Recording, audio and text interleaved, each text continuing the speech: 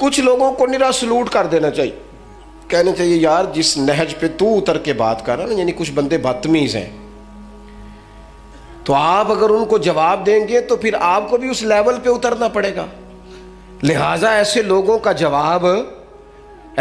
جواب یہ ہوتا ہے کہ یار تیری حیثیت نہیں ہے، ہمارا سٹیٹس نہیں ہے تیرے جیسے آدمی سے بات کریں، تیرا وہ لہجہ نہیں ہے. وَإِذَا خَاطَبَهُمُ الْجَاهِلُونَ قَالُوا سَلَامًا، جب جاہلوں کے ساتھ مقابلہ ہو تو انہیں سلوٹ کیا جاتا ہے. ہم یہ کرتے ہیں کہ ہم ہر شخص کی سطح پر اتر کر اس سے کلام کرتے ہیں. میرے عزیز بھائیو، آپ اتنی بڑی تعداد میں ہیں، آج اپنے دل کے اندر یہ تہیہ کر کے جانا کہ ہم نے بردباری، حضرت بلال حبشی رضی اللہ تعالیٰ عنہ کے ذمہ تھا نبی پاک علیہ السلام کے مہمانوں کی دیکھ بھال. اور یہ دیکھیں کتنی بڑی سعادت ہے، حضور نے سارے معاملات کی کنجیاں ہی سیدنا بلال حبشی کو عطا فرمائی تھی رضی اللہ تعالیٰ. حضرت بلال کو پتہ تھا پیسہ کہاں سے آنا ہے، کہاں لگانا ہے، کیا کرنا ہے. مہمان آتے تھے تو آپ کو پتہ ہے حضور کا فقر مبارک اختیاری ہے، پسند ہے نبی پاک کی. ایک یہودی تھا، بلکہ یہودیوں کا عالم تھا، اس نے ایک دن حضرت بلال حبشی سے کہا کہ مجھے پتہ چلا ہے کہ آپ حضور کے مہمانوں کے لیے سارے بندوبست کرتے ہیں اور بعض اوقات آپ قرض بھی لیتے ہیں، تو میرے پاس کچھ اضافی پیسے پڑے ہوتے ہیں، مجھ سے قرضہ لے لینا. حضرت بلال نے کہا ٹھیک ہے، قرضہ اس سے لے لیا. ایک مقررہ میعاد، ایک وعدہ اس کے ساتھ طے ہو گیا. سیدنا بلال حبشی رضی اللہ تعالیٰ عنہ نے وہ پیسے لا کے مہمانوں پر خرچ کر دیے. ابھی اس وعدے میں نا پیسے لوٹانے میں کچھ دن باقی تھے. نبی کریم علیہ السلام، سیدنا فاروق اعظم، چند اور صحابہ مدینہ منورہ کے ایک چوک میں موجود تھے، تو وہ یہودی مطالبہ کرنے آ گیا. آپ کو میری پوری بات کی سمجھ آ رہی ہے؟ یعنی ابھی جو معاہدہ ہے، جو طے شدہ تاریخ ہے، اس میں دن باقی ہیں. اس نے آ کے کہا میرے پیسے دیں. تو نبی پاک علیہ السلام نے فرمایا ابھی تو وعدے میں وقت باقی ہے. اس نے معاذ اللہ سخت باتیں کرنی شروع کر دی، سخت. اب آپ کے پاس دلیل بھی ہو، آپ سچے بھی ہوں، وعدے میں ٹائم بھی ہو، تو کسی کی سخت بات سنی جاتی ہے. اور جہاں بھائی وعدہ آئے گا تو دیکھی جائے گی تیری اتنی ضرورت. اب جب اس نے سخت بات کی تو سیدنا عمر فاروق نے تلوار پہ ہاتھ رکھا. حضرت عمر ہے نا، شیر ہے نا اللہ رسول کے، ہاتھ رکھا تلوار پر. نبی پاک علیہ السلام نے فرمایا عمر جلدی نہ کر. بڑی بردباری سے، حلیمی سے، اطمینان سے، سکون سے حضور فرمانے لگے عمر اس نے پیسے لینے ہیں، وہ مطالبہ کر سکتا ہے، تمہیں چاہیے تھا کہ تم اسے کہتے ذرا نرمی کر، مجھے کہتے پیسے ادا کر دیں. حضور فرمانے لگے اب اس طرح کرو، اس کے ساتھ جاؤ، فلاں جگہ کھجوریں پڑی ہیں، جتنا اس کا قرض ہے اتنی کھجوریں تول کے دے دو، اور یہ جو تم نے تلوار پہ ہاتھ رکھا ہے نا، اسے ڈرایا ہے، تھوڑی کھجوریں زیادہ بھی دے دینا. آپ کا بردبار ہونا، حلیم الطبع ہونا، مزاج میں ٹھہراؤ ہونا، سکون ہونا، یہ بڑا بندے کو نا وزادار بنا دیتا ہے. آپ ہر شخص کے لیول پہ اتر کر جھگڑا نہ کریں. میں نے دیکھا ہے سیانا بیانا آدمی بچوں کے ساتھ بحث کر رہا ہے، سمجھدار آدمی ہو کہ ایک نادان سے گفتگو کر رہا ہے. میں نے شاید پہلے بھی آپ سے کہا تھا کہ میرا ایک فتویٰ ہے، اس سے اختلاف بھی کیا جا سکتا ہے. میرا فتویٰ یہ ہے کہ میاں بیوی کے جھگڑے میں اکثر قصور میاں صاحب کا ہوتا ہے. ہو گئے ہونا ناراض، لگ پہ ہونا کورن. ہاں میں نے پتا سی یہ جتنے ہی فتویٰ دیتے اتنے ہی حال ہویا. میاں بیوی کے جھگڑے میں نا زیادہ تر غلطی میاں صاحب کی ہوتی ہے. کیوں بھلا؟ اس لیے کہ عورت بیچاری کی عقل ناقص ہے، اس کی آدھی ہے، وہ پورا سوچنا بھی چاہے تو شعوری طاقت اتنی بلند نہیں. تو میاں صاحب کی تو پوری ہے نا، تو پھر جھگڑا ختم کس نے کرنا تھا؟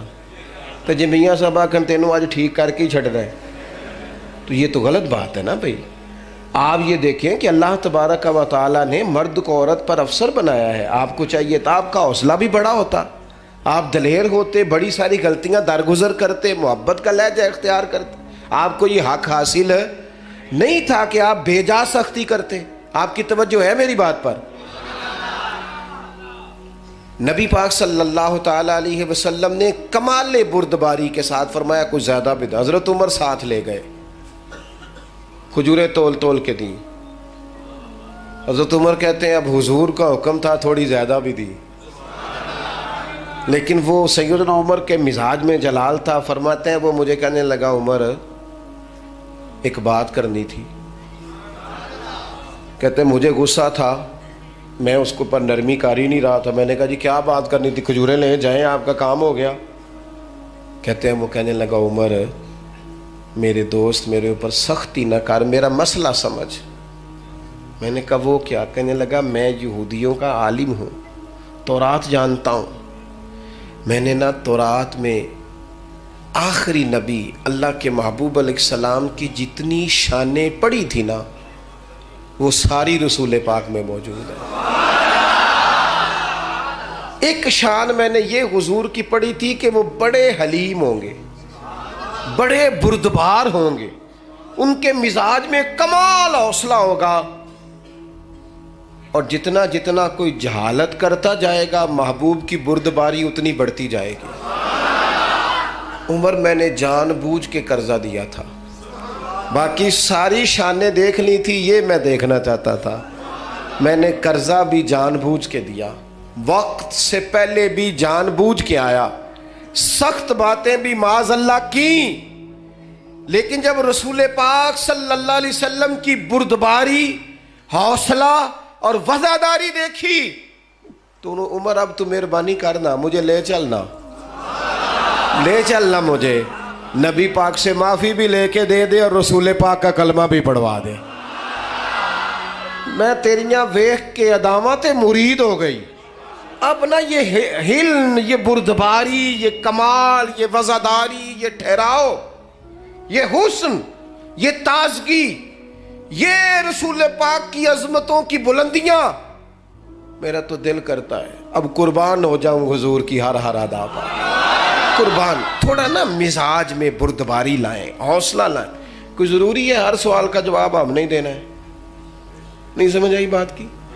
کوئی ضروری ہے کہ جو بندہ جو بات کرے گا ہم اس کی سطح پہ اتریں گے؟ میں تو انہوں پوچھ لینا ہے، کئیاں نو نہیں بھی پوچھی دا. نہیں سمجھ آئی؟ کچھ کو کہی دا ہے جا بھائی. میں اکثر دوستوں سے کہتا ہوں ساری عدالتیں خود نہ لگاؤ، ایک عدالت قیامت والے دن بھی تو لگنی ہے نا. کچھ فیصلے اس عدالت پہ بھی چھوڑ دو، کچھ چیزیں اللہ تبارک و تعالیٰ کی بارگاہ پر چھوڑ دو. ہمارا ایک تو استقامت کا مزاج نہیں، دوسری بردباری نہیں، اور تیسری بات، بس اسی پر میں نے اپنی بات کو سمیٹ دینا ہے. تیسرا ہمارا مسئلہ یہ ہے کہ ہمیں نہ صرف اپنے جذبات کا احساس ہے. اللہ کرے اتنا بڑا اور اتنا خوبصورت اجتماع ہے، آج میں اپنی اور آپ کی کچھ تربیت کر پاؤں. خود غرض ہوتے ہیں وہ لوگ جو صرف اپنے بارے میں سوچتے ہیں، خود غرض ہوتے ہیں جو کسی کے جذبات کا احساس نہیں کرتے. مومن کی شان یہ ہے کہ وہ دوسروں کے احساسات کا، جذبات کا خیال رکھتا ہے.